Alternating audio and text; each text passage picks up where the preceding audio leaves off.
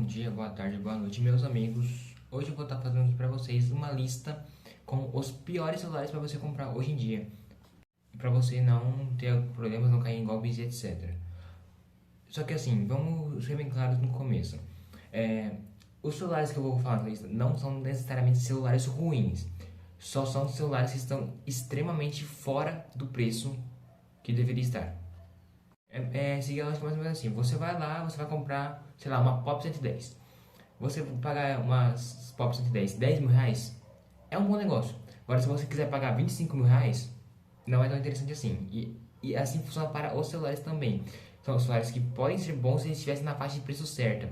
O maior problema dos celulares é faixa de preço errada. Mas é isso aí, vamos começar com o vídeo. Em primeiro lugar, o primeiro celular que eu vou falar para vocês é o Moto G77. Por quê? Ele é um celular que ele custa R$ 1.800, é um celular que veio muito caro. É um celular que ele consegue ser pior do que o seu antecessor, que é o G75. É um celular inferior, custa mais caro e ele encosta até mesmo em preços de G86 e até mesmo do próprio Edge 70, que na faixa de R$ 1.800 é um celular que definitivamente não vale a pena. Mesmo porque ele vem com um processador que no caso é um Dimensity 6400, que é um processador fraco pela faixa de preço. Além disso, as câmeras deles só gravam em Full HD a 30 fps. Ele tem 5.200 mAh de bateria. É uma bateria razoável, porém nessa mesma faixa, muitos celulares já têm é o mínimo que celulares têm, 5.000 ou mais mAh. É simplesmente um celular que não faz sentido ser comprado hoje em dia. Tem coisa muito melhor pelo preço. O próximo celular que eu vou estar falando aqui é o Note 15 5G da Xiaomi. E por que eu falo isso? Para ser bem sincero, a linha Note 5G da Xiaomi nunca valeu tanto a pena assim. Mas assim, por que esse celular específico não vale a pena? Porque ele custa a mesma coisa de um A36, por exemplo, de um G75, só que ele é um pouco pior em alguns aspectos. Por exemplo, ele tem um Snapdragon 6 Gen 3, que é o mesmo processador de ambos, porém ele tem uma certificação de resistência à água pior. Ele só vem com IP64, enquanto os outros vêm com IP69 e IP67, respectivamente. Tem câmeras que até são razoáveis, porém não são lá grande coisa. Também só gravam em Full HD 30 fps, assim como o G77. Tem uma bateria de 5.520 mAh de dióxido de carbono. A bateria realmente é um ponto muito bom, porém tem opções muito melhores pelo preço. O próprio Redmi Note 15 4G acaba sendo uma opção mais interessante, porque ele é tão bom quanto e ele é mais barato. E, enfim, Redmi Note 15 5G não é um celular que vale a pena comprar hoje em dia também. O próximo celular é o celular da dona Oppo. Sim, eu vou falar de todas as marcas, porque todas conseguiram fazer alguma cagada em algum celular. A dona Oppo, ela lançou o A6 Pro. Eu vou falar as especificações dele. Ele vem com um processador de Dimensity 6300, 8 GB de RAM, 256 de armazenamento, uma bateria de sílice de carbono de 7.000 mAh, uma câmera traseira de 50 megapixels que grava em Full HD a 60 fps, e é isso. Aí você fala, quanto será que esse celular deve custar? 1.300? 1.500 reais no máximo? Esse celular custa R$ 2.519. R$ 2.519. Sabe o que você compra com R$ 2.519? Você compra um X7 Pro, ainda sobra dinheiro. Você compra um X8 Pro, que é simplesmente o celular mais potente da categoria. Você compra um S60 Pro, que é infinitamente melhor em todos os quesitos que esse celular. Então, como será que foi a reunião dos caras da Oppo? Eles falaram assim, não, vamos fazer um celular básico e cobrar R$ 2.500. E o pior disso é que vende. Esse é o problema. E já que tá vendendo, eles não estão nem aí. Eles vão manter o preço alto porque vai continuar vendendo igual e é isso. É a mesma coisa, você vende coco na praia a R$ 5, vende tudo. Se você mete louco, bota R$ 15, vende tudo igual. Então você não vai voltar a vender R$ 5. É mais ou menos essa lógica. O próximo é o senhor Samsung A37. E por enquanto ele não vale a pena porque ele tá muito caro. Ele tá custando de R$ 2.000. A versão de 128 GB. Com R$ 1.500, R$ 500 a menos, você compra o A36 com a versão de 256 GB, que é o mesmo celular, é exatamente o mesmo celular, um pouquinho menos de potência.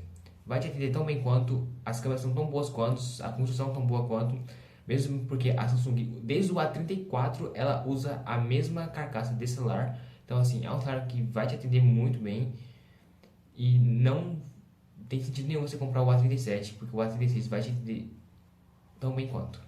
O próximo vai ser um pouco polêmico, eu acho, mas na lista está o iPhone 17e. Por quê? O iPhone 16e ele é a melhor opção para você entrar no mundo da Apple, porque é um celular que não é tão caro, ele está na faixa de R$ 3.100 até 3.200. E é um celular que é um celular simples, ele só tem uma câmera traseira de 48 megapixels, tem um processador que é um A18 Bionic, que tem um núcleo a menos na GPU, não dá tanta diferença assim na prática, mas é um celular um pouco menos potente do que o 16 normal, porém ele é mais potente do que o 15. Tem a tela de 60 Hz, tem entrada USB-C e uma bateria, uma das melhores baterias pelo tamanho de tela. E aí a Apple teve a brilhante ideia de lançar o mesmo celular com 44 mAh a mais de bateria, um processador um pouquinho mais forte, com a mesma câmera, a mesma tela, ainda de 60 Hz, o mesmo Note calvo e cobrar R$ 5.300. É o mesmo preço do iPhone 17 base quase. Então assim, é um celular que não vale a pena, porque o 16 já atende tão bem quanto, custa quase R$ 2.000 a menos e enfim. O próximo é outro iPhone, o lixoso lançamento iPhone Air. Ele é um celular fino, com uma única câmera, que custa R$ 7.000. Ele é mais caro do que um 17 normal, ele é quase o mesmo preço do 17 Pro e não entrega nada além dele ser fino. O que isso na prática não muda nada na ergonomia, porque os celulares já estão finos o suficiente, já estão confortáveis o suficiente para ser pegos na mão.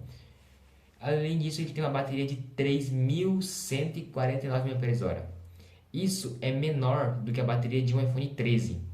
E esse cara custa R$ 7.000. Não vale a pena. Simplesmente, pura e simplesmente assim. Não vale a pena você pagar R$ 7.000 para você ter o mesmo processador do 17, a mesma tela, a mesma câmera frontal, a mesma câmera traseira, ainda com câmeras a menos. Não tem sentido nesse celular. Só por ele ser fino? Será que vale R$ 7.000 para você ter menos bateria do que o iPhone 13 e a mesma coisa de desempenho de um iPhone 17? Ou até de um iPhone 16 que é mais barato, ele é mais completo, tem as duas câmeras e enfim.